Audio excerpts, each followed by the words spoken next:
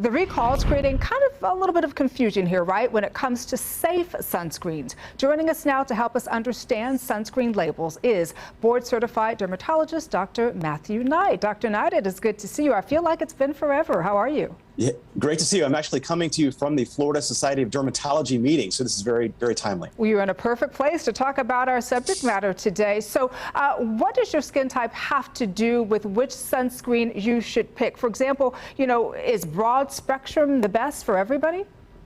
It sure is confusing, isn't it? Yeah. It really depends on how vulnerable you are to the sun's harmful rays. If you have lighter skin, certainly UVA can cause wrinkles. It could also cause melanoma and skin cancer, and that's the huge bulk of what I do for a living, is take care of people that have had too much sun.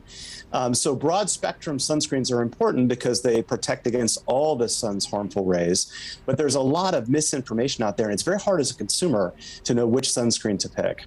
I think a lot of us just look at SPF and try to figure out what the best SPF is for us, right? But what is the difference between a chemical sunscreen and a mineral sunscreen? Isn't it crazy that just picking an SPF number is actually a mistake?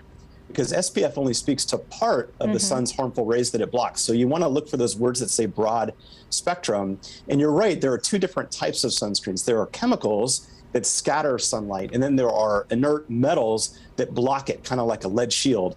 And as you know, my favorite is zinc oxide. This acts to block almost all of the sun's harmful rays. And now using special technology is easy to blend. Unlike the old days with the surfers with their nose, you can get it on really easily now. So look for broad spectrum sunscreen that's usually zinc oxide, and anything SPF 30 is fine. Okay. SPF 1 million is not necessarily going to protect you or your family any better. So I do want to ask you about this, because you talk about protection. Is any sunscreen waterproof or sweatproof? And I'm asking because, sometimes you see that word sport on sunscreen, and I think that means if I get in the water and get out, I'm still going to be protected.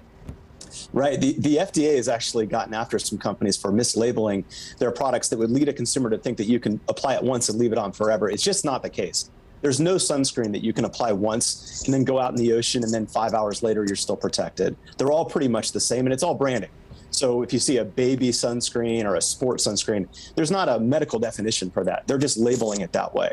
You need to look for a sunscreen that's SPF 15 to 30 that says broad spectrum, and like it or not, every couple of hours, if you're in the sun, you need to be reapplying. And so what about babies? I read somewhere that you should not put sunscreen on a baby under 6 months. Yeah, pediatricians don't like to use sunscreens in those age groups, and it's always best to cover up babies at that age. Try not to have a child less than 6 months out in the sun. I'll tell you, using zinc oxide on a baby is not going to hurt them, obviously, but it's probably best in that age group to avoid using sunscreens altogether. At least that's what the pediatricians say.